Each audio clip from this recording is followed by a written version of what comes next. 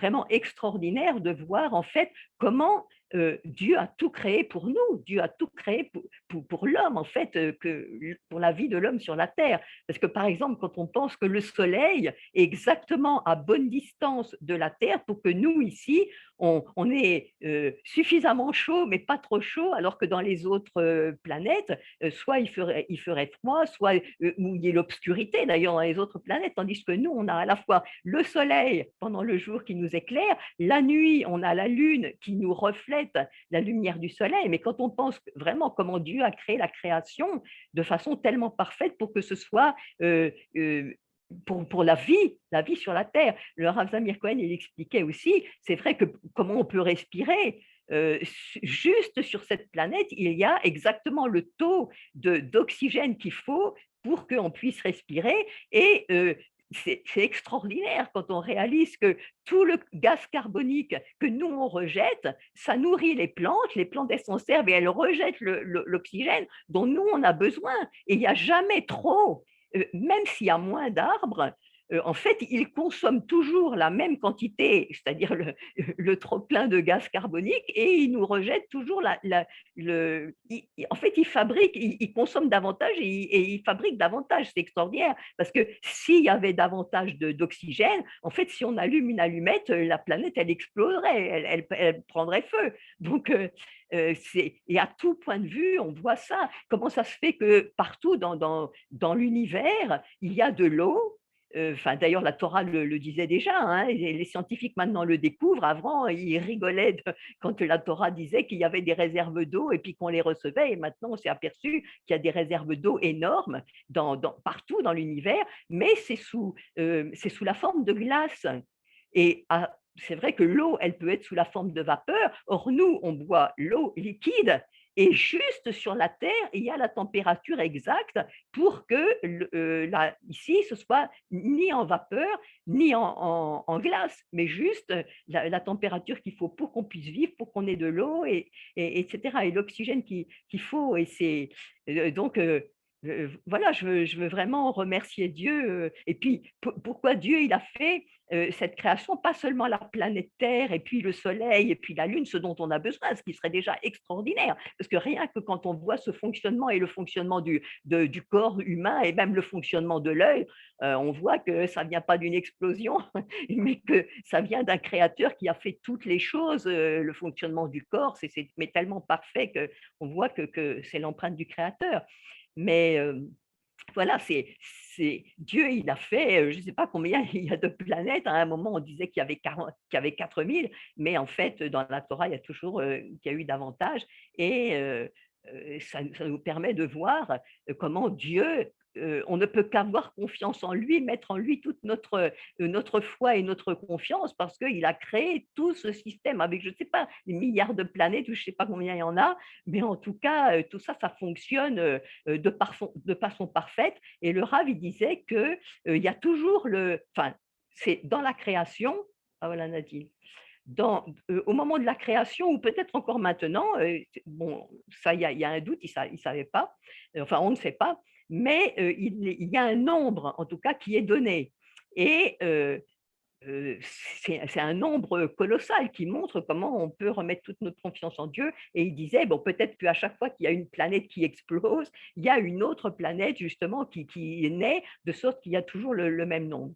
Mais il n'y a que lui qui tient tout ça dans sa main. Et nous, ça nous, ça nous échappe et on ne peut que remercier. Et d'ailleurs, même sur notre planète, combien on en a parlé avec vous, avec les uns et les autres, quand on voit toute la richesse, par exemple, quand on se promène et qu'on voit toutes les différentes sortes d'arbres et puis toutes les différentes tailles et les feuilles de chacun, chaque feuille finalement est unique dans sa taille, oui, oui, oui, dans sa forme, dans sa couleur.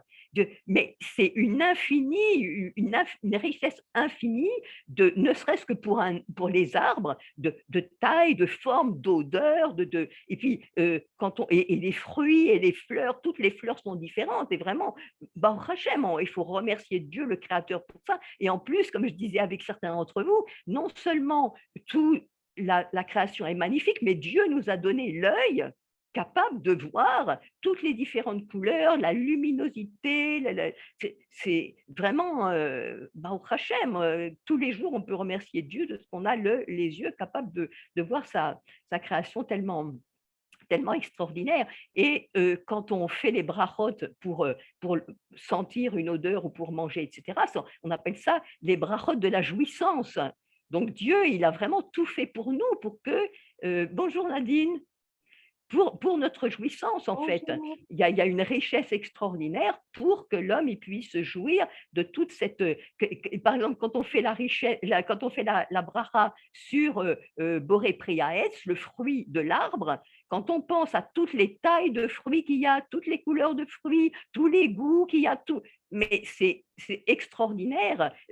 Sans compter les fruits de la terre, sans compter toutes les autres choses qu'on a à manger, etc. Rien que les fruits de l'arbre, puisque Fabrice nous a parlé des aliments, rien que quand on voit les fruits de l'arbre, toute la richesse extraordinaire qu'il y a de taille, de couleur, de tout, de saveur, etc., de consistance. Et donc, euh, et d'ailleurs, c'est très important parce que cette notion justement enfin, jouir entre guillemets les notes et puis d'un plaisir quoi et puis de remercier Dieu, c'est partout, c'est vrai dans le judaïsme puisque il y a les fêtes et puis il y a le Shabbat, il y a les fêtes, on achète les plus belles choses et il faut faire des repas et on mange 3 repas de Shabbat et même encore à la sortie de Shabbat un quatrième repas pour remercier Dieu. On fait les brachot pour remercier Dieu justement pour toute la richesse de sa nourriture. Et c'est intéressant de voir que on a lu la semaine dernière la paracha des vœux. Donc la fille, par exemple, qui dans la maison du père fait un vœu, ou même avec le mari d'ailleurs, mais elle fait un vœu de se priver de quelque chose, si le père l'entend, il la délie de son vœu et il lui sera pardonné. Qu'est-ce que ça veut dire il lui est pardonné? Et de même que le nazir, celui qui se prive de vin, il fait vœu de se priver de vin, après, à la fin de son nézira, il offre un sacrifice de ratat, de culpabilité. Parce qu'en fait, Dieu, il a fait des choses pour qu'on en profite, pour qu'on en jouisse, et il les a fait tellement extraordinaires que si il nous autorise de manger telle ou telle chose, il y a des choses qui sont interdites, mais tout ce qui est permis, en fait, c'est comme une faute, puisqu'on fait un sacrifice de culpabilité quand on s'est privé, c'est comme si c'était une faute de se priver de quelque chose. C'est extraordinaire, comme quoi Dieu, il a vraiment tout fait pour notre bien et pour qu'on en profite, et justement, mais pas qu'on se prive, quoi. Et d'ailleurs aussi, c'est très important que, en fait, il y a aussi, pourquoi est-ce qu'on mange toutes ces choses? Il y a aussi des nitsotsot, il y a aussi des étincelles. Dans les fruits, dans les légumes, dans la nourriture, il y a des étincelles qu'on élève, en fait, qu'on ramène à Dieu en les mangeant et en faisant la bracha, quoi. Voilà. Et d'ailleurs, c'est la bracha qu'on fait, je la trouve extraordinaire, la bracha qu'on fait une fois qu'on a mangé, Baruchata Hashem, Boré Nefashot Rabot, qui crée qui crée beaucoup d'âmes, qui crée un grand nombre d'âmes, et tu as créé tout pour les faire vivre. Donc, en fait, tout ce qui est créé, tout ce qui existe, c'est vraiment pour nous faire vivre. Dieu a créé beaucoup d'âmes, aussi d'animaux, etc. Et parallèlement, avec leurs besoins. Si on y réfléchit, Dieu aurait pu nous créer sans besoin. Il aurait pu nous créer qu'on n'ait pas besoin ni de manger, et que les animaux n'aient pas besoin ni de manger, ni de boire, ni rien du tout. Et comme quoi il avait vraiment voulu nous montrer sa provision et comment il veut tout nous donner, parce qu'il nous a créés avec des besoins, et en même temps, il a tout mis pour qu'on puisse en jouir. Et nous donner du plaisir par toutes ces choses qui nous donne. C'est formidable. Hein, c'est formidable d'une certaine façon qu'on ait ces besoins. Ça nous permet de manger des choses qui sont bonnes, qui sont agréables, etc. C'est beau. Hein, et c'est vrai qu'on voit que, bon, c'est le Rav Zamir Cohen qui expliquait ça, il explique différents aliments en fonction de par exemple, de leur forme, de leur couleur, etc. Et il dit, bon, ceux poussant en hiver, en fait, ils sont bons pour notre santé. Par exemple, les oranges, il y a de la vitamine C. En fait, ce qui pousse en hiver, Dieu le fait pousser en hiver pour nous, parce que c'est bon pour notre santé. Et à d'autres moments, il fait pousser d'autres choses pour nous, parce que c'est bon pour notre santé à d'autres moments. Donc vraiment, tout est pour nous, quoi. Tout est pour notre bien. Il y a rien qui est un hasard, tout est pour notre bien. Et il explique, par exemple, si on regarde une noix, les noix, en fait, elles sont, et alors non seulement elles ont la forme du cerveau, c'est quand même extraordinaire la forme de la noix. Moi, j'avais jamais réalisé ça avant d'entendre son cours. En plus, elle est en 2 parties comme les 2 lobes du cerveau, la noix, et en plus, autour, il y a la coque comme le crâne. Et c'est bon pour le cerveau, bien sûr, c'est bon pour le cerveau. Dieu, en fait, nous donne cet indice que c'est bon pour le cerveau parce que ça a la forme du cerveau. Et puis, il expliquait aussi la patate douce, elle a la forme du pancréas. Bon, moi, je n'ai jamais vu un pancréas, mais il nous a dit que ça avait la forme du pancréas parce que c'est bon pour le pancréas. Les haricots, c'est bon pour les reins et ça fortifie les reins, mais pour celui qui est malade des reins, il faut avoir l'avis du médecin.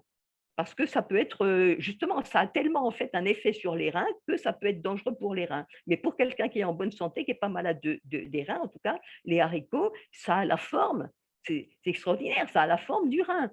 Et il parlait aussi du raisin, la grappe. Alors on voit à chaque fois qu'il parle, on voit la photo, une grappe de raisin, elle est en forme du cœur parce qu'elle est bonne pour le cœur, pour la circulation, etc. Et les grains, bah, ils ont la forme des globules et ils sont bons, c'est bon pour le sang, c'est bon pour les globules, donc le raisin. La tomate aussi, c'est bon pour le cœur. D'ailleurs, la tomate, ça, avec les 4 parties, il disait, c'est lui qui a dit ça, hein, les 4 parties, ça a comme la forme d'un cœur et on voit que c'est bon pour le cœur parce que Dieu il lui a donné cette forme-là.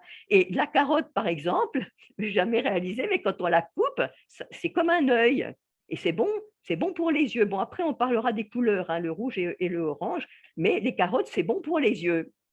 Voilà. Et l'avocat, alors c'est ce que j'ai trouvé le plus extraordinaire, l'avocat, on dirait vraiment un utérus avec au milieu le fœtus. Et c'est bon pour l'utérus.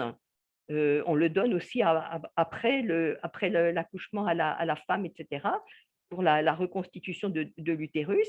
Et extraordinaire. On voit que c'est pas juste un hasard comme ça, que ça a la forme de l'utérus avec le fœtus au milieu. C'est vraiment pour nous, pour l'homme, parce que la maturation de l'avocat, il dure 9 mois. Vous vous rendez compte? 9 mois? Je ne savais pas. Et bon, c'est vert. Or, le vert, bon, on verra tout à l'heure avec les couleurs, mais le vert, ça représente le début de la création. Or, ça représente l'utérus qui est bon pour la création du bébé. Et voilà, après, bon, il parle d'un certain nombre de choses, on y reviendra tout à l'heure, qui sont blanches. Ça, c'est certaines sphirotes. Tout ce qui est blanc, c'est bon pour nettoyer. Donc, l'oignon, c'est bon pour nettoyer les cellules du corps. Voilà. Et bah, comme on disait la dernière fois, hein, c'est vrai que quand on fait la bracha sur les aliments, on fait la bracha sur le pain, par exemple, euh, comme on disait avec Catherine, il n'y a aucun aliment qui demande autant de travail à l'homme que le pain, avec toutes les différentes étapes, hein, de semer, de faire les labours, etc. Même. Et puis même après à la boulangerie, et cette bracha, moi je trouve que c'est la plus belle. Bon, d'abord, le pain, ça comprend tout le repas, hein, donc c'est la bracha essentielle pour la nourriture. Or, on dit Borata Hashem, qui fait sortir le pain de la terre, comme s'il sortait comme ça, qui poussait sur les arbres. Tout ça pour nous montrer, c'est un enseignement extraordinaire, pour nous montrer qu'en fait, voilà, on doit tout à Dieu, même si on fait toute la ishtadlout, toute la part qu'on doit faire, toutes les tâches qu'on doit faire, en fait, tout nous vient de Dieu, quoi. Et de même que je voulais dire aussi tout à l'heure, Dieu nous enseigne aussi par les planètes, il nous enseigne aussi pour notre vie, puisque on voit il y a les cycles comme il y a eu un soir, après il y a la nuit, comme on a dit avec plusieurs d'entre vous, quand il y a des épreuves, c'est un enseignement extraordinaire qu'on voit dans la création, il y a le soir, il y a la nuit, il y a pleine nuit, et on sait que la lumière va se lever. Dieu, il a mis une fin aux ténèbres, et ça nous donne une espérance formidable dans la vie de voir la création créée comme ça, qu'il y a le soir après la nuit, après, et après la lumière. De même les saisons, eh ben, il y a des saisons où on est tout en haut, on a l'impression qu'on est, enfin Dieu il fait qu'on est tout en haut pendant un temps, il y a le printemps, l'été, on est tout en haut, et puis bon, voilà, il faut profiter de ce qu'on est tout en haut pour bénir les autres, etc. Parce que, et puis avoir pitié des autres qui sont tout en bas, et avoir la solidarité avec ceux qui sont tout en bas,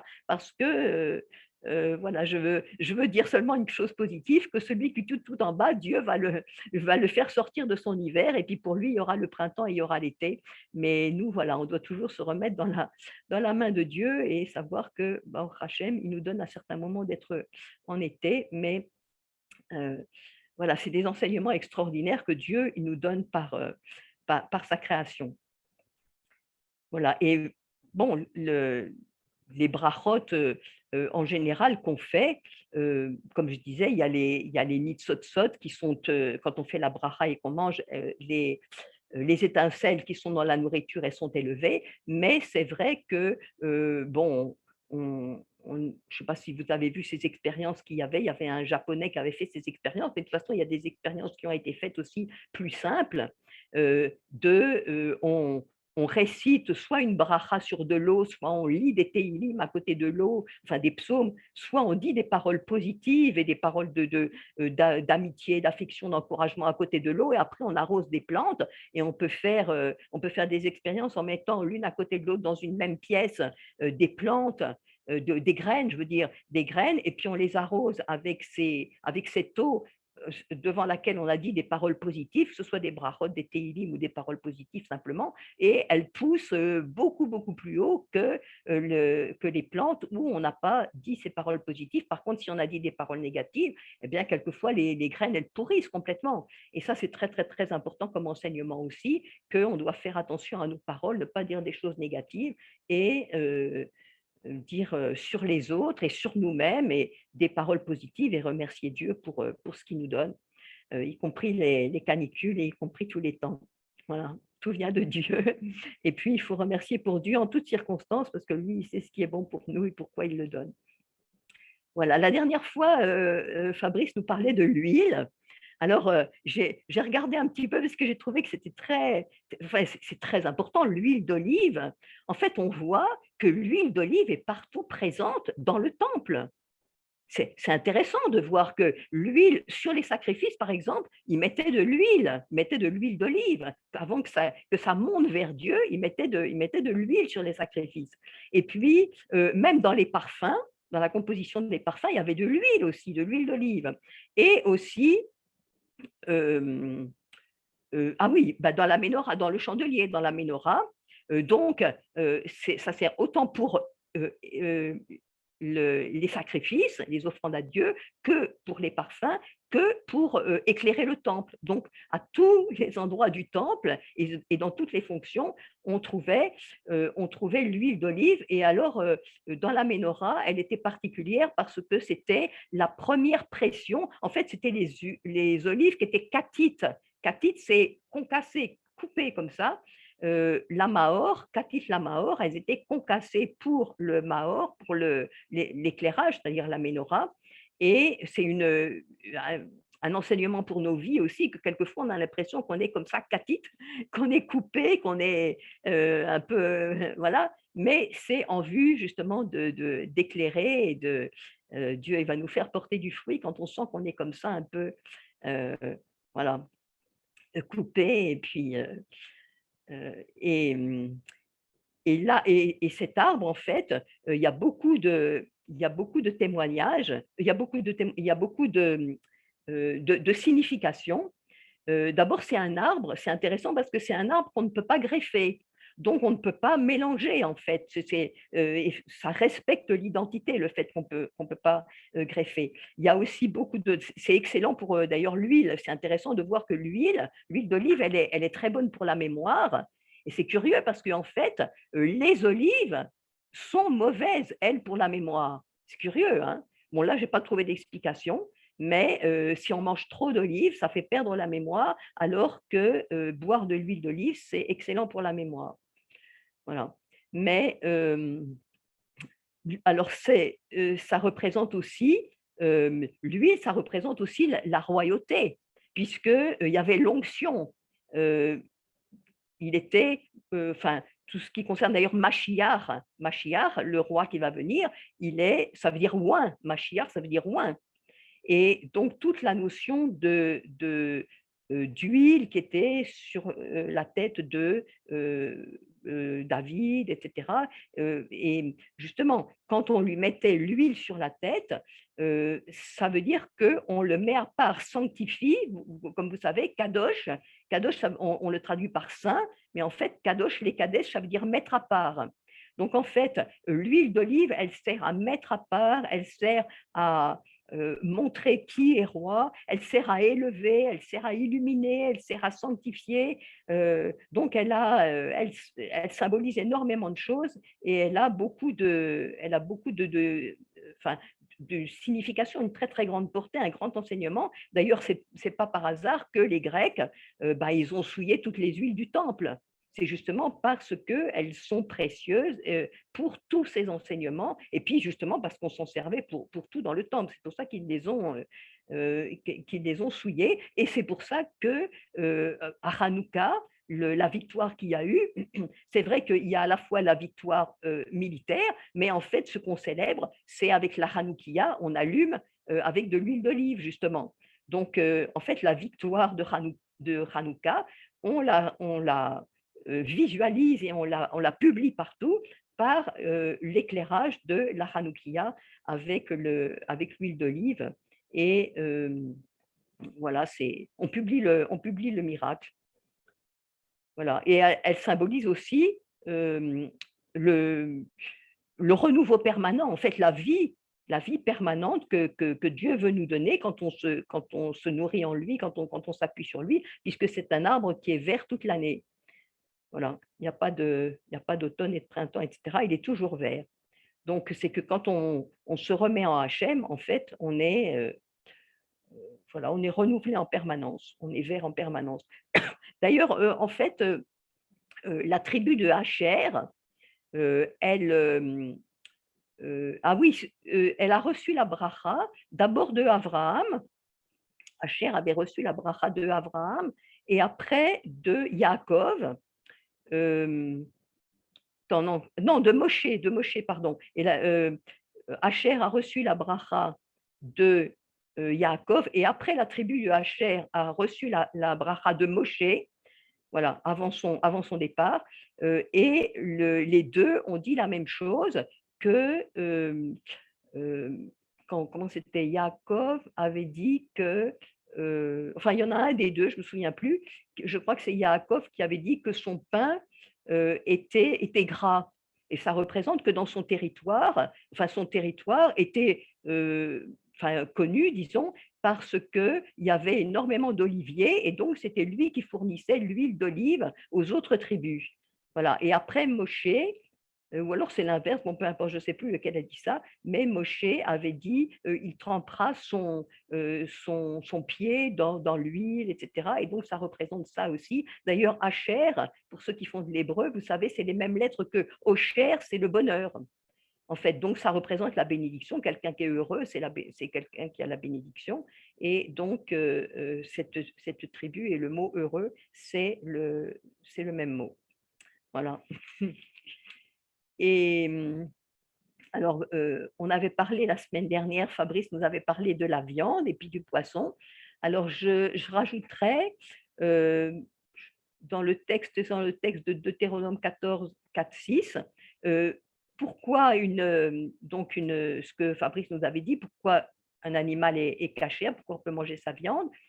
Il a le sabot fendu et il rumine. C'est les deux signes de la cache-route des animaux.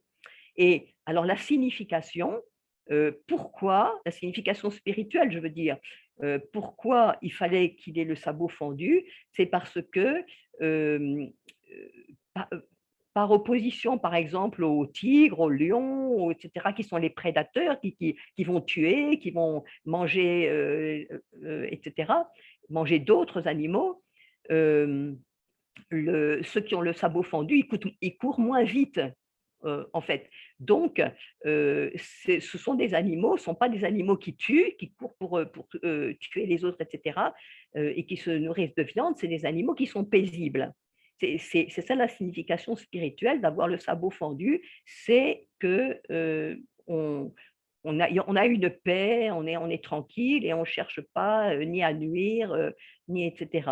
Et alors, c'est intéressant de voir que Adam, Arishon, comme nous disait Fabrice, il était herbivore, les hommes au début étaient herbivores, et en fait, maintenant, c'est comme si, entre guillemets, euh, l'homme était devenu herbivore au deuxième degré, puisqu'il ne mange pas de carnassiers, de carnivores, il ne mange que des herbivores. Voilà, pour ne pas entretenir en fait en nous la cruauté ou le désir de tuer les autres, etc. Donc, c'est l'enseignement spirituel de la paix. Voilà. Et il y a euh, une autre signification du sabot fendu, c'est par opposition aux pattes hein, des félins, etc., et des autres animaux, il laisse une trace sur le sol, il laisse une empreinte dans ce monde, donc sur cette terre, et ça signifie que nous, notre devoir, d'agir, c'est d'agir concrètement dans ce monde. C'est ça la signification, l'autre signification spirituelle du sabot, c'est d'agir et de laisser une trace concrète dans ce monde, parce que le ruminer, ça fait allusion à la réflexion. Donc, on étudie et puis on prend le temps de comprendre, on prend le temps de digérer, on prend le temps, etc. Mais il ne faut pas que ça reste au stade de planer. Il faut qu'on ait aussi le sabot fendu, de mettre notre empreinte dans ce monde. Donc, on étudie, on réfléchit, on comprend, mais après, on le met en œuvre. Ou aussi, on étudie, on comprend et on décide. Et après, donc la réflexion, c'est ce stade de l'étude, de la compréhension et aussi de la décision. Et puis après, de l'action. Et le fait qu'il y a les deux, qu'il y a l'action, mais aussi la réflexion, ça permet un équilibre en nous. Parce que ce n'est pas juste agir inconsidérément ou agir trop rapidement, etc., avoir le sabot, mais il faut aussi ruminer. Voilà, d'où l'importance de ces deux éléments dans les animaux qu'on mange. Enfin, bon, je parle des juifs, mais enfin, on parle de la Torah, quoi, des signes qui sont donnés dans la Torah. Et aussi, on voit que dans le judaïsme, il y a cette importance de la réflexion, de la mémoire, puisque toujours c'est dit dans la Torah et dans le judaïsme, souviens-toi, à toutes les fêtes, c'est dit, au Shabbat aussi, souviens-toi, et puis tu enseigneras à ton fils, tu enseigneras à tes enfants, c'est dit à Pessah avec la Haggadah, c'est dit toujours, hein, les fêtes, c'est pour se souvenir, et puis en même temps, c'est pour enseigner aux générations, aux nouvelles générations, mais en même temps, c'est pour agir parce que dans les fêtes, dans les Shabbats, on s'invite, et bon, bien sûr, on fait des prières, etc. Et puis aussi, on fait des repas. Donc, à la fois, on s'invite, il y a une solidarité, disons, donc c'est toujours un équilibre entre, c'est vrai qu'on se souvient, c'est vrai qu'on enseigne, mais en même temps, bon, on agit en s'invitant les uns les autres, en mangeant ensemble, etc. Et ça fait une solidarité, une vie collective. Voilà, c'est ces différentes notions. Et c'est intéressant de voir que dans le texte, bon là, j'ai vu en particulier Vaïkra 11, 4, 5, 6, il y a trois ruminants qui n'ont pas le sabot fendu et donc qui sont interdits. Le gamal c'est le chameau, Arnevet et Shaphan, qui sont traduits différemment suivant les traductions, mais disons le lièvre et puis voilà, enfin ces trois, gamal, Arnevet et Shaphan, ces trois animaux qui sont ruminants et donc n'ont pas le sabot fondu parce qu'il n'y a pas cet équilibre entre les deux, ces deux réalités. Et il y a un qui a le sabot fendu, mais qui ne rumine pas. Donc, c'est le porc, comme on a vu l'autre fois. Et pourquoi? Quelle est la signification spirituelle? Bon, d'abord, il n'y a pas aussi l'équilibre entre les deux, mais pourquoi le porc, il est interdit? C'est parce qu'il montre ses sabots, il a l'apparence, voilà, moi je suis cachère, vous voyez mon apparence, j'ai des sabots fendus, mais en fait, à l'intérieur, il ne rumine pas. Et donc, c'est un symbole de l'hypocrisie, parce qu'à l'extérieur, il y a quelque chose et il le montre, voilà mes sabots, mais en fait, à l'intérieur, ce qu'on ne voit pas, en fait, ça n'est pas conforme à la Torah.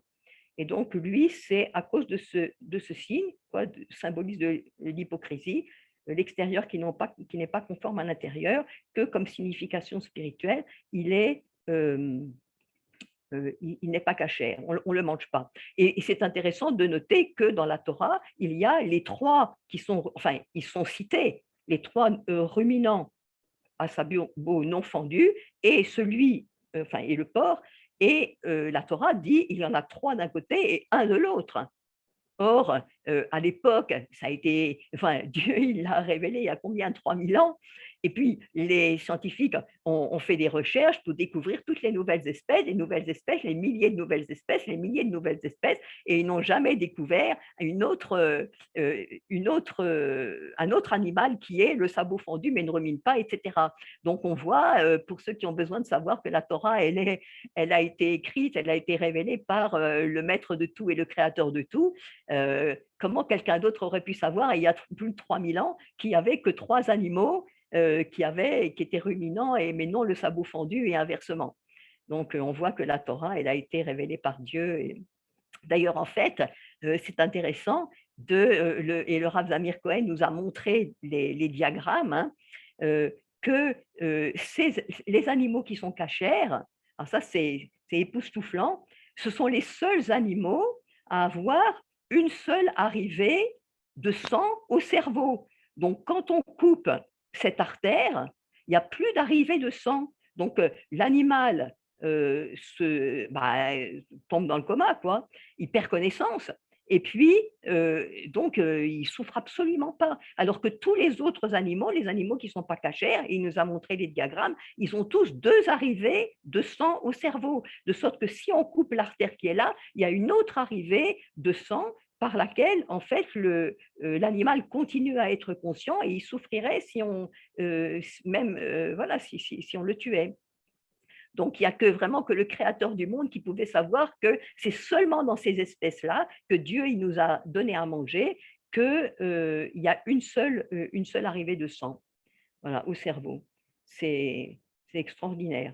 Et c'est vrai que les scientifiques, quand ils voient ça, que eux, ils découvrent des choses seulement maintenant de plus en plus, et puis en fait, c'était écrit dans la Torah plus de 3000 ans auparavant, quoi. Voilà. D'ailleurs, on parlait l'autre jour tu parlais, Fabrice, du respect des animaux. Euh, En fait, c'est aussi extraordinaire de voir, non seulement on ne veut pas qu'ils souffrent quand on les tue, mais aussi il y a ce respect des animaux parce que quand on mangeait, avant, avant de manger, on devait donner à ces animaux. Parce que si moi je mange, moi j'ai faim, je mange. Après, j'aurais plus faim. Je risque d'oublier, bon, ras shalom, mes animaux. Tandis que, donc, avant de manger, je leur donne à manger à eux et seulement après, je peux manger. C'est magnifique. Hein. Bon, tout ça, ça vient que de Dieu, hein, de l'amour de sa création et puis des animaux qu'on a avec nous. Voilà. Concernant les poissons, dont on parlait aussi l'autre fois, donc il y a les deux signes pour les poissons qui sont cachers, il y a les écailles et il y a les nageoires. Donc, par exemple, on mange la sole, le thon. Bon, nous, on mange tous le saumon, hein, le hareng, etc. Par contre, tout ce qui vit au fond, ou les mollusques, bien sûr, hein, ou ce qui vit au fond, bon, ça, il filtre la vase, il filtre l'eau, et puis en fait, bon, c'est comme si on mangeait en fait un peu la poubelle, quoi. Hein. On mange le filtre où il y a toutes les saletés, quoi. Voilà. Donc, quelle est la signification? Alors oui, juste une précision, que si on va dans un magasin par exemple, on est, moi je veux manger cachère et je vais partout dans le monde et dans une poissonnerie, il n'y a pas les poissons entiers, il n'y a pas forcément, disons, les poissons entiers. Donc je peux voir des écailles et la Torah me dit, si tu vois des écailles, tu sais qu'il y a en même temps les nageoires. Il n'y a aucune, et les scientifiques ont fait des recherches et des recherches et des recherches, mais c'était écrit dans la Torah déjà que enfin les maîtres d'Israël qui ont écrit que s'il y a des écailles, tu peux manger en toute confiance parce qu'il y a aussi des nageoires. Il n'y a aucune espèce de poisson qui peut avoir des écailles, mais n'aura pas de nageoires. Voilà. Donc le maître du monde, il nous avait déjà dit. Et alors, quelle est la signification spirituelle des écailles et des nageoires? Parce que, pareil, il y a une signification spirituelle. Pourquoi on doit pas, pourquoi on mange ça et pourquoi on ne mange pas autre chose? Il y a une signification spirituelle, un message que Dieu il nous donne au travers de la nature. C'est parce que les écailles, ça représente comme une sorte de protection. Les écailles, ça protège. Donc, ça représente, je dois protéger mon identité, je dois connaître mon identité déjà, bien sûr, mais je dois protéger mon identité, connaître ma spécificité et donc les dons que Dieu m'a donnés, les capacités qu'il m'a données. Je dois connaître mon identité et puis les tâches qui en découlent, les tâches que Dieu m'a confiées. Je ne dois pas négliger ni mes dons, ni me sous-estimer, et je dois connaître les tâches pour lesquelles je suis venue sur cette terre, et puis le préserver. S'il y a des mauvaises influences, etc., je dois me préserver. C'est ça que représentent les écailles. Ça ne veut pas dire qu'on se ferme du monde. Justement, il y a cet équilibre, comme on a vu pour les animaux tout à l'heure, il y a cet équilibre qu'à la fois je connais qui je suis et puis ma tâche et je me protège pour ne pas subir les mauvaises influences, mais en même temps, il n'y a pas de fermeture parce qu'il y a les nageoires. Et les nageoires, ça symbolise justement cette mobilité d'évoluer, de se diriger et d'être ouvert, d'aller vers les autres, de pouvoir aider les autres, de pouvoir agir pour le bien, la générosité, etc. De même qu'il est dit que le peuple juif, il doit être la lumière des nations, et vous aussi, ce que vous pouvez apporter aussi autour de vous, c'est un devoir, c'est une très grande mitzvah, et ça, c'est représenté par les nageoires. Voilà, aussi prier. D'ailleurs, c'est très important de voir que dans le Sidour, le livre de prière des Juifs, là où ils sont, dans les autres pays, par exemple, le Sidour en français, il y a la prière pour la France. Et donc, les Juifs, quand ils sont dans un pays, c'est le devoir de prier pour les autorités de ce pays et pour que Dieu garde le pays, pour le pays. Voilà. Donc, il y a toujours cet équilibre. Comme il y a, on verra tout à l'heure, entre les différentes midotes, entre les différentes. Il y a le chesed, la bonté, et il y a la gvura qui est le din. Et on doit toujours avoir je dois faire le chesed, la bonté, mais de façon équilibrée. Je ne peux pas donner la tzedaka ou la dîme comme ça. Et puis après, moi, j'aurais plus de quoi subvenir à mes besoins et je dois demander moi-même qu'on m'aide. Il y a toujours cet équilibre dans tous ces enseignements de la Torah qui nous sont donnés enfin, en particulier qui nous sont donnés ici, quoi, mais tous les enseignements de la Torah. Voilà. Donc, il y a aussi, il y a aussi beaucoup d'enseignements qui nous sont donnés. Bon, je rajoute, hein, ça n'a pas de rapport avec le fait de manger, mais pour dire que Dieu a créé, en fait, a fait la création pour nous enseigner. Tout nous enseigne, en fait. Hein. Comme je disais à certains une fois ou l'autre, le chien, par exemple, en hébreu, ça se dit qu'élève. Lève, c'est le cœur. Ké, c'est comme. Kmo, c'est comme. Donc, le chien, il est comme un cœur. C'est un enseignement que je dois être fidèle à mes amis, je dois être généreux, je dois aider, etc. Et le chien, il donnerait même sa vie, d'ailleurs, pour sauver la vie de son maître. On lui a donné, et puis il va même jusqu'à la tombe, se laisser mourir. Bon, il ne nous est pas demandé, vous avez compris ce que je veux dire, hein, mais je veux dire que ça nous est enseigné par le chien, qu'on doit être fidèle à nos amis, on doit être reconnaissant. Ça, c'est très important dans le judaïsme. Quand on a fait quelque chose, quand quelqu'un a fait quelque chose pour nous, on doit être reconnaissant, etc.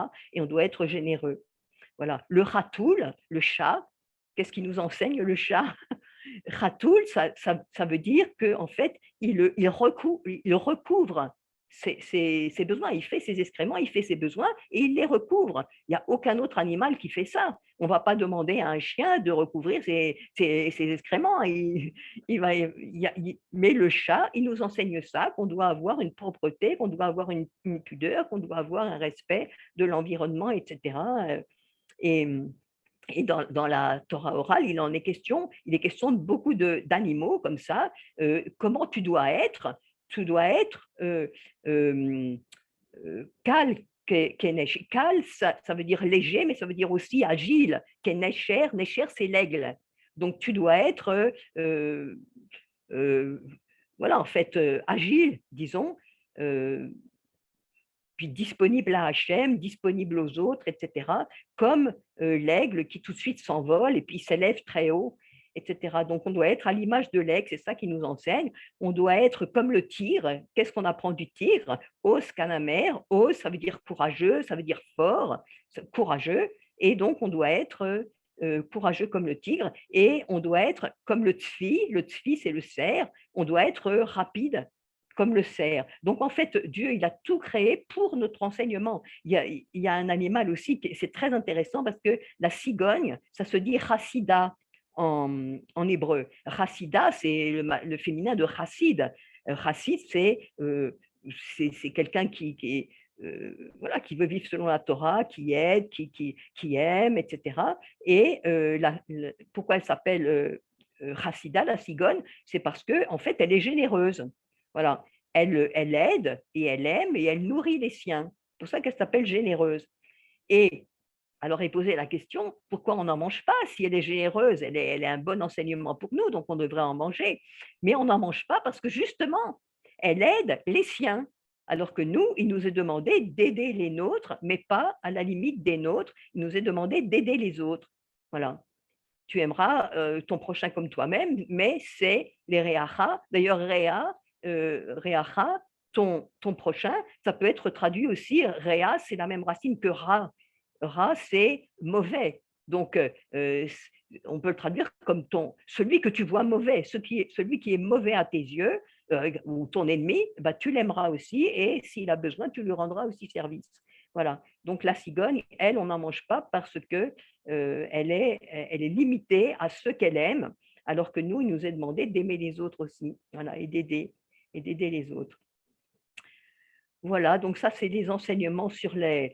Juste une précision aussi, parce qu'on a dit rapidement l'autre fois qu'on ne mange pas le halav et bassar, le lait et la viande. On ne mélange pas le lait et la viande, ou alors on ne mange pas la viande et après du lait. Il faut attendre 6 heures.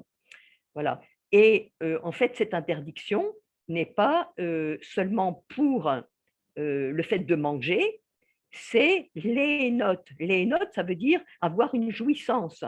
Donc, on ne doit pas avoir une jouissance du mélange de lait et de viande, c'est-à-dire on ne doit pas en vendre non plus, même à un non-juif, par exemple, qui n'a pas, lui, il peut manger, vous pouvez manger le mélange de viande et de lait, mais le juif, lui, il a interdiction de vous vendre un mélange de viande et de lait, et même en avoir la jouissance, ça veut dire aussi même le donner à son chien. Même un juif, non seulement il ne peut pas préparer pour lui, il ne peut pas préparer pour le vendre à un non-juif, mais il ne peut pas, même pas, s'il l'a préparé par erreur ou s'il est tombé dans de la viande, du lait, etc. Bon, il faut tenir compte des quantités, hein, mais il ne peut même pas le donner à son chien. On a interdiction, ou à un animal, je veux dire, hein, ou un animal quelconque, on a interdiction de tirer profit complètement de ce mélange de lait et de lait et de viande, et on va voir un peu maintenant pourquoi. D'abord, je voulais faire une précision parce que on était remonté avec Fabrice au début, c'était très intéressant à Adam et puis vu toute l'histoire de qu'est-ce que l'homme pouvait manger. Alors, le Rav, il nous a expliqué, bon, c'est Rabbeinu Bechaye qui dit ça, dans Chovot Alevavot, c'est le livre Les devoirs des cœurs, Chovot Alevavot, ça se dit en hébreu, donc Rabbeinu Bechaye, notre maître Bechaye, sur le commentaire de Bereshit. Alors, il explique pourquoi est-ce que nous mourons. C'est intéressant, hein? Pourquoi est-ce qu'on meurt? Il explique à partir de le Rav Zamir Cohen dans un cours sur l'alimentation. Il nous explique pourquoi est-ce qu'on meurt. Et alors, et pourquoi et comment est-ce qu'on pourrait empêcher que l'homme ne meure? Alors, il explique qu'il y a des recherches maintenant des scientifiques euh, pour limiter l'usure du corps et fait qu'on vieillisse moins, donc on pourrait vivre beaucoup, beaucoup plus longtemps, à la limite même, bon, eux, ils pensent peut-être, j'en sais rien, hein, ne pas mourir. En fait, bon, Adam, vous savez tous, hein, bien sûr, il ne devait pas mourir, et euh, en fait, quand il mangeait, c'est ça la clé, c'est qu'en fait, quand Adam Arishon mangeait, il mangeait chaque jour, parce que lui, il avait la connaissance, donc il voyait exactement qu'est-ce qu'il avait perdu comme fer, comme calcium, comme potassium, etc. Tout ce qu'il avait perdu comme minéraux, comme vitamines et tout, et ce qu'il avait besoin de manger et de récupérer. Et il voyait dans les aliments exactement toute la quantité de calcium, de potassium et de fer, etc., qu'il devait récupérer. Et donc, il mangeait exactement les aliments qu'il fallait pour récupérer tout ce qu'il avait perdu et dans les quantités qu'il fallait. Il mangeait ni trop, ni pas assez, ni rien. Il mangeait exactement, exactement. Et c'est comme ça qu'en fait, j'allais dire, il ne mourait pas. Bon, il n'y avait pas encore le Yetzer Hara qui était rentré en lui et la mort qui était rentrée dans le monde. Mais en fait, c'est ça. Et dans la délivrance, eh bien, ça nous sera à nouveau donné cette connaissance de voir qu'est-ce qu'on a perdu comme minéraux, comme vitamines et comme tout ça, et ce qu'il y a dans les aliments, et de manger exactement, non plus pour une jouissance et de finir par trop manger, de se rendre malade ou pas assez, pour je ne sais pas pour quelle raison, mais on mangera exactement ce qu'il faut et puis ce sera bon en plus, au Hachem, mais on récupérera exactement la quantité de ce qu'il faut. Bon, bien sûr, hein, si le texte il dit que au moment où il a mangé, le Yetzerara est rentré en lui et donc il est devenu mortel. Mais en fait, c'est vrai que du point de vue physiologique, j'ai trouvé intéressant cette explication de Rabbeinu Bechaye, qu'en fait, il ne mourrait pas parce qu'il mangeait exactement tout ce qu'il fallait pour entretenir la vie en lui. Voilà. Donc nous, c'est à cause du Yetzerara qu'on ne voit plus ça, mais après, dans la délivrance, on en sera débarrassé, on mangera exactement les quantités qu'il faut. Voilà. D'ailleurs, le Rambam, comme on disait l'autre fois avec Fabrice, le Rambam dit, comme je vous avais cité, hein, mange tout ce qui est tov, la gouffe, tout ce qui est bon pour le corps, mais non, ce qui est taïm la paire, c'est ce qui est taïm, c'est ce qui est bon, ce qui a bon goût, ce qui est bon pour la bouche. Donc, si tu veux savoir qu'est-ce qu'il faut manger, il faut manger qu'est-ce qui est bon pour le. Par exemple, on a tout un choix, on va dans un mariage, dans une réception, etc. Tu as, une opulence de choses, et ben, comment tu choisis qu'est-ce qu'il faut manger? Il ne faut pas manger qu'est-ce que tu aimes, ou les gâteaux, ou les trucs, ou se gaver de trucs qui sont bons pour la bouche, mais il faut choisir les choses qui sont bonnes pour le gouffre, pour le corps. Voilà. Et alors, tout à l'heure, je faisais allusion aux couleurs. Et alors, bon, je suppose que vous avez tous des notions des sphirotes, hein. Vous connaissez tous les différentes forces, les forces de l'âme. En fait, c'est les forces avec lesquelles Dieu a créé le monde, quoi. Il a créé avec les lettres, mais il y a différentes forces.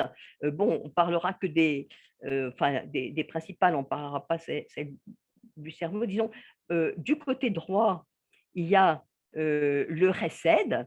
Ça correspond aussi aux couleurs, hein, on l'associe aux couleurs. Et dans la nature, c'est comme ça.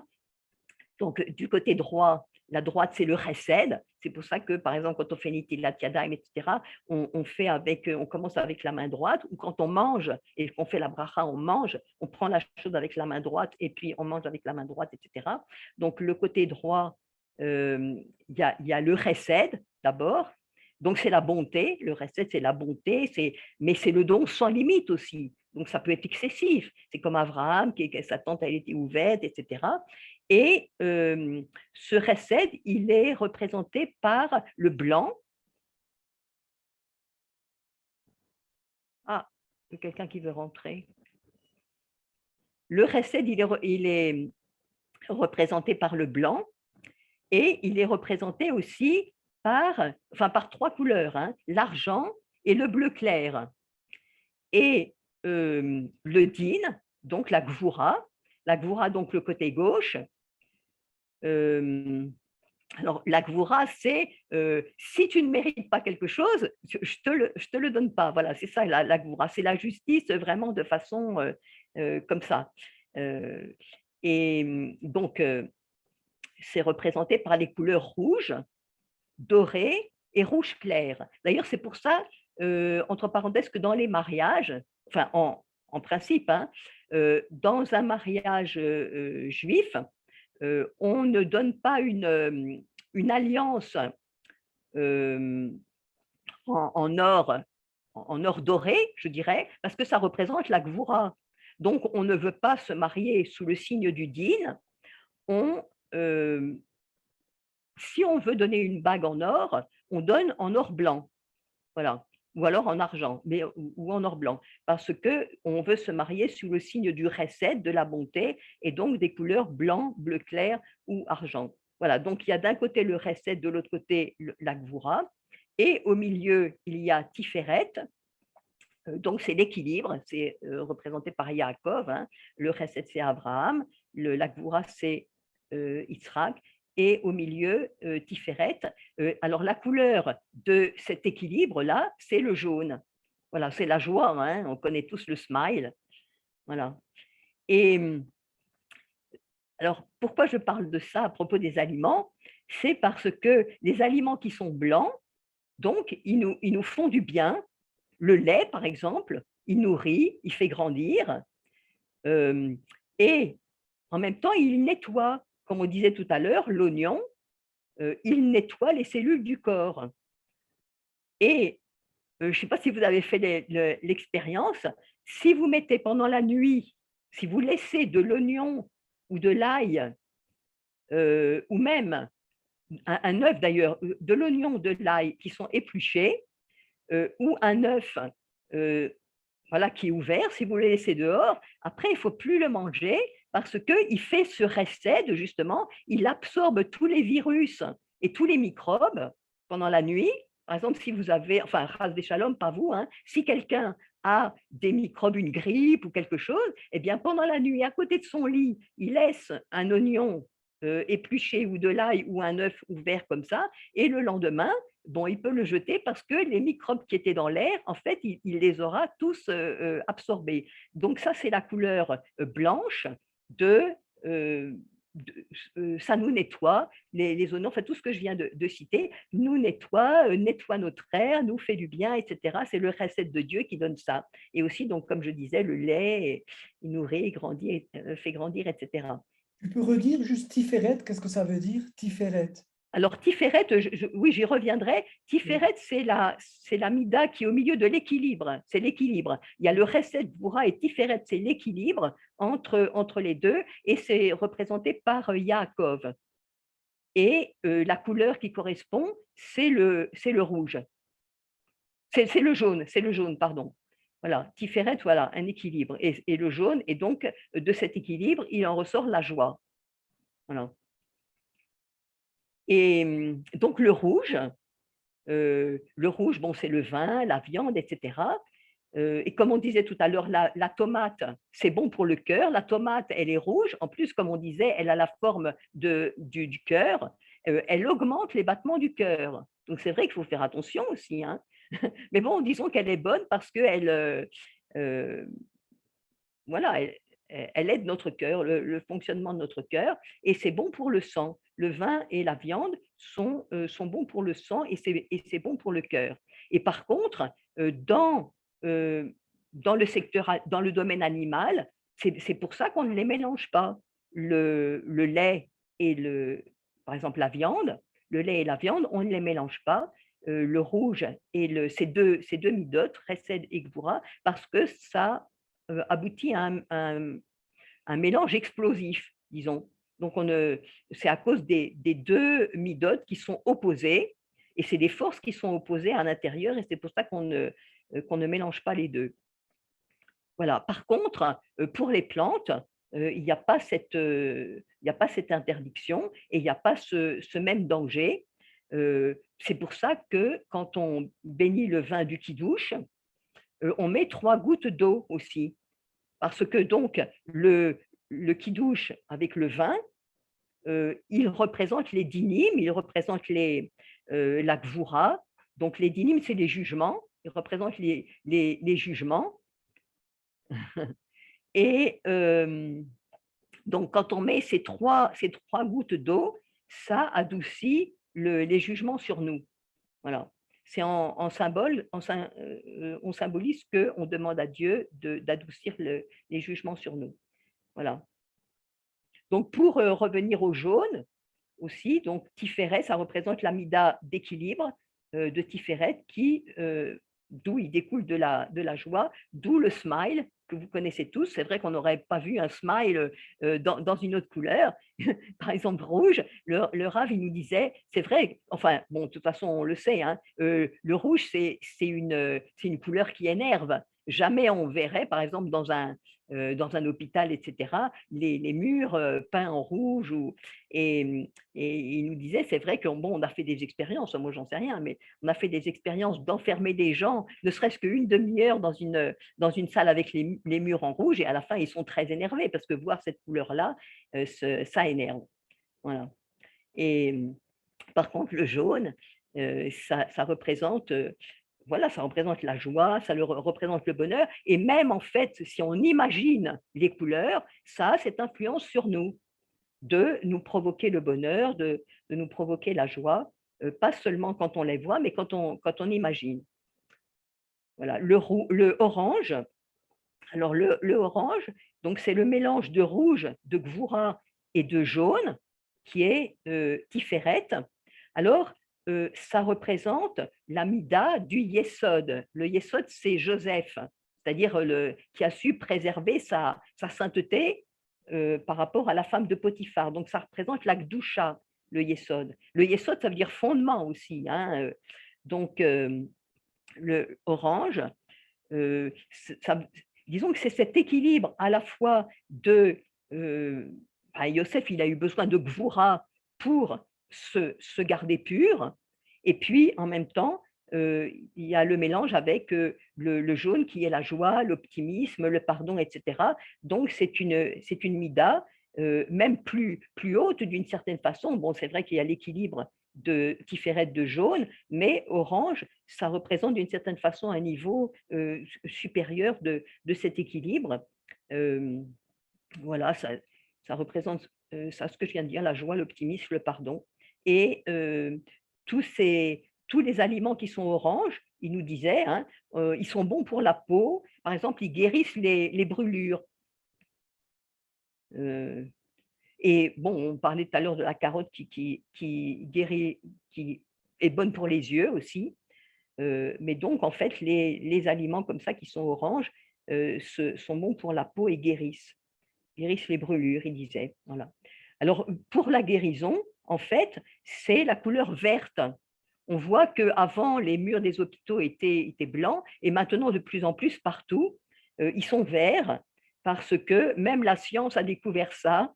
Enfin, ils ont fait des expériences hein, sur l'influence des couleurs, mais donc c'est dit dans la Torah orale hein, que ça correspond à Bina. Alors, Bina, c'est la compréhension, Bina, c'est cette forme d'intelligence, disons, de compréhension. C'est intéressant parce que c'est le début de la mise en œuvre de la pensée. C'est la conception, quoi. C'est pour ça qu'on disait que l'avocat, en fait, il est vert, il représente l'utérus avec à l'intérieur le bébé, il représente la conception, la naissance, quoi.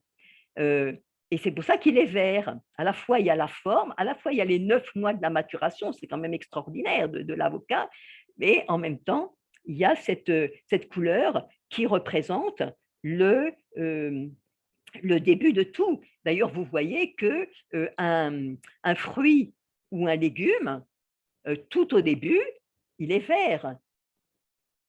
Et après, c'est quand même extraordinaire la nature, parce qu'il c'est vert au milieu, une tomate, une orange, etc. Ils sont verts au début, et puis après, chacun devient de la couleur qu'il doit avoir à la fin.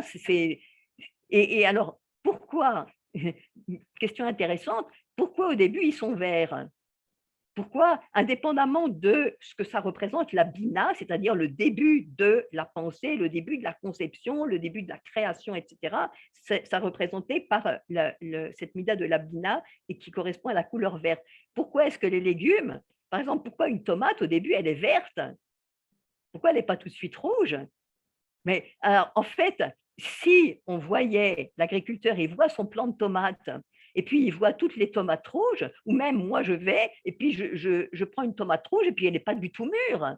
Ça ferait un gâchis extraordinaire. Donc Dieu, pour qu'on sache que la tomate, elle est bonne à manger, ou l'orange, etc. Et il fait qu'au début, elle est verte, après, elle est de plus en plus rouge, et puis finalement, au moment où on peut la manger, elle est très rouge. Et d'ailleurs aussi, en fait, au début, comme elle est verte, de la même couleur que les feuilles, de la même couleur que la nature, en fait, on ne les voit pas, on ne voit pas les tomates. C'est seulement à la fin que c'est extraordinaire, hein, c'est seulement à la fin, quand elles sont mûres et qu'on va pouvoir les manger, que Dieu fait, voilà, coucou, voilà, je suis là, je pouvais me manger. C'est vrai, c'est beau, hein. Oh, mais Dieu, hein, il a pensé à tout, hein, parce que sinon, quel gâchis on aurait été, on aurait pris des tomates, on n'aurait pas su lesquelles on peut manger. Et, et d'ailleurs, et alors justement, c'est pour ça que quand on regarde le verre, ça guérit, c'est parce que ça correspond au début de la création. Donc en fait, si, bon, pas nous, hein, mais Chasvé Shalom, nous, quelqu'un est malade et il regarde la couleur verte, c'est pour ça que c'est bien d'aller dans, pas seulement de voir le verre des murs de l'hôpital, on va dans la nature, il n'y a pas besoin d'attendre d'aller à l'hôpital, on va dans la nature, on voit du vert, et puis c'est vrai que ça guérit, c'est vrai que ça détend, c'est vrai que ça repose. Et déjà, quand on est détendu et qu'on est reposé comme ça, déjà, on se sent plus heureux. Et puis, c'est comme ça qu'on guérit aussi, hein. Mais de voir la couleur verte, d'après les sphirotes, que c'est le début de la création, donc ça nous ramène au début de notre création où on était en bonne santé. C'est magnifique, hein? C'est vraiment très, très, très, très beau. Et d'ailleurs, le Rav, il glissait, comment est-ce que, parce qu'il y avait l'assistance, hein, il y avait peut-être, je ne sais pas, 200 personnes je sais pas, 200 personnes peut-être à son cours. Et puis il dit, quelle est la nature de l'homme? Est-ce que la nature de l'homme, c'est d'être joyeux ou c'est d'être anxieux ou d'être triste, etc. On voit tous les gens, ils sont, et quelquefois, quand on sourit dans la rue, les gens, ils nous regardent comme si c'était nous qui étions pas normaux. Bon, des shalom. Et il dit, alors il demande à l'assistance, mais en fait, il y a toutes les réponses. Il demande quel est l'état naturel de l'homme. Est-ce que c'est la joie ou est-ce que c'est la tristesse et puis les soucis et tout. Et il y a les deux types de réponses. Et il dit, mais non, l'état naturel de l'homme, c'est la joie. Pourquoi c'est la joie? Vous avez qu'à regarder un bébé, le bébé, il ne se fait pas du souci. Est-ce que maman, elle va venir me donner le biberon? Est-ce qu'elle va venir me changer ma couche? Est-ce que le biberon, il va être à la bonne température? Est-ce que, etc. Le bébé, il ne se fait pas du souci. Par contre, le bébé, pour pleurer, il a besoin d'avoir une raison. Il a faim, etc. Il commence à pleurer. Voilà, je manifeste, j'ai besoin qu'on change ma couche, j'ai besoin qu'on m'apporte le biberon. Une fois qu'on lui a apporté et qu'il commence, voilà, il retourne dans la joie. Donc c'est ça, c'est extraordinaire. C'est l'état naturel de l'homme, c'est la joie. Donc il y a besoin d'aucun effort pour revenir à la joie, comme si notre état naturel, c'était la tristesse, Rajvi Shalom, et qu'il faille faire un effort pour acquérir la joie. Non, c'est le contraire. C'est nous qui avons été déformés et il faut revenir à notre état naturel. C'est beau, hein? Bon, il nous explique tout ça à partir de la couleur des tomates, je vous signale. Voilà. Et bon, j'ai trouvé tous ces cours-là, c'était formidable. Et puis, ah oui, oui, alors il parlait aussi, enfin, parce que tout est un enseignement pour l'homme, donc je vous disais, le noir, euh, en fait, le noir, c'est pas une couleur. Pourquoi est-ce que quelque chose est noir? C'est parce que ça absorbe toutes les ondes. En fait, une couleur, elle vient de ce que certaines ondes, elles sont rejetées par par la chose en question ou le tissu ou quoi, et c'est comme ça que on perçoit, nous, les ondes qui sont rejetées et qui nous arrivent. Mais le noir, il n'a pas de couleur parce que lui, il absorbe toutes les ondes et en fait, c'est un symbole, disons, d'un égoïsme. parce qu'il reçoit tout, et il ne redonne rien du tout. Toutes les autres couleurs, elles donnent quelque chose, puisqu'elles rejettent quelque chose, elles rejettent le vert que je perçois, elles rejettent le jaune que je perçois, etc. Et c'est comme ça que je vois le vert et le jaune. Mais le noir, il prend tout, tout, tout, tout. Et donc, par opposition au blanc, qui lui, il reçoit pareil toutes les ondes, mais il ne garde rien. C'est pour ça que c'est le recette, c'est le recette même de façon extrême, parce qu'en fait, il faut garder quelque chose pour soi, on a besoin de garder quelque chose pour soi. Mais le blanc, en fait, pourquoi il nous apparaît comme blanc, c'est parce qu'il ne garde aucune onde. Voilà, il garde rien pour lui, il redonne tout autour de lui. Voilà. Alors, le blanc aussi, j'avais noté aussi, à Kippour, on voit que le Kohen Gadol, qui d'habitude avait des vêtements dorés, à Kippour, qui symbolise donc le pardon, le recette de Dieu, etc., il a des vêtements blancs. Et alors, on mettait à l'extérieur, pendant qu'il faisait les prières, on mettait à l'extérieur un ruban rouge. Et quand on priait et que on avait obtenu, Israël avait obtenu le pardon, et le monde entier d'ailleurs était pardonné, le ruban rouge devenait blanc. Le ruban rouge qui était dehors devenait blanc. Et c'était donc le signe du passage du din, c'est-à-dire la justice absolue, ce que tu mérites, tu l'as, et ce que tu ne mérites pas, tu ne l'as pas, au recette que Dieu y donne comme ça, sans mesure. Voilà, signe que Dieu avait pardonné au monde entier. Voilà, le bleu, ah oui, je n'ai pas parlé du bleu. Le bleu, en fait, est une couleur, ça représente aussi le recède. Voilà, c'est ça. D'ailleurs, c'est intéressant, c'est pour ça que le drapeau, oui, il a le bleu et le blanc. C'est intéressant. En fait, le drapeau, j'avais entendu une explication, ça représentait la mer quand Dieu il a ouverte et que le peuple était passé au milieu, et c'est ça que symbolise l'étoile qui est au milieu des deux bandes de la mer qui s'est ouverte. C'est beau aussi, hein. Et donc le bleu, c'est une couleur, ça représente le calme. C'est une couleur qui refroidit, c'est une couleur froide. Ça représente aussi le recette, puisque comme on disait tout à l'heure, le recette c'est le blanc, et puis l'argent et le bleu clair en fait, hein, le bleu clair. Donc c'est vrai que quand on est énervé par le rouge, justement, eh bien, il faut se centrer sur le bleu, voire sortir. Donc, on voit à la fois le vert qui guérit et le bleu du ciel qui nous tranquillise et qui nous calme. Et d'ailleurs, voilà, ça représente le recette de Dieu, etc. Voilà, ou imaginer du bleu, comme on disait tout à l'heure. Donc, on peut, ne serait-ce que imaginer, ça nous calme, ça nous tranquillise. Et voilà, pour terminer, en fait, il y a l'arc-en-ciel que Dieu avait donné qui représente son alliance, hein, avec la terre, qu'il ne détruira plus par l'eau. Et en fait, c'est intéressant, la lecture des maîtres d'Israël, que, en fait, quand il apparaît un arc-en-ciel, c'est signe qu'il y a sur le monde des dynimes, donc des jugements, et que Dieu, pour ne pas détruire une autre fois, met son arc dans la nuque pour se souvenir de son alliance. Bon, d'ailleurs, c'est dit comme ça, hein, je me souviendrai de mon alliance. Mais quand on voit l'arc-en-ciel, ça signifie qu'il y a des jugements sur le monde et que Dieu, pour ne pas détruire, il met son arc-en-ciel. Voilà. Et donc, normalement, ça nous incite, si on a compris ça, si on a compris la signification, ça nous incite à la teshuva. Voilà, ne serait-ce qu'à notre propre niveau, quoi, hein, parce qu'on s'aperçoit qu'il y a justement ces jugements. Et alors, c'est intéressant, l'arc, parce qu'il est comme ça. Or, quand on tire, bon, c'est dit l'arc, hein, quand on tire, en fait, l'arc, il est du côté de celui qui va recevoir la flèche. Or, nous, quand Dieu y met son arc, c'est comme s'il tire la flèche, mais que c'est de son côté qu'il tire la flèche. C'est quand même extraordinaire, hein?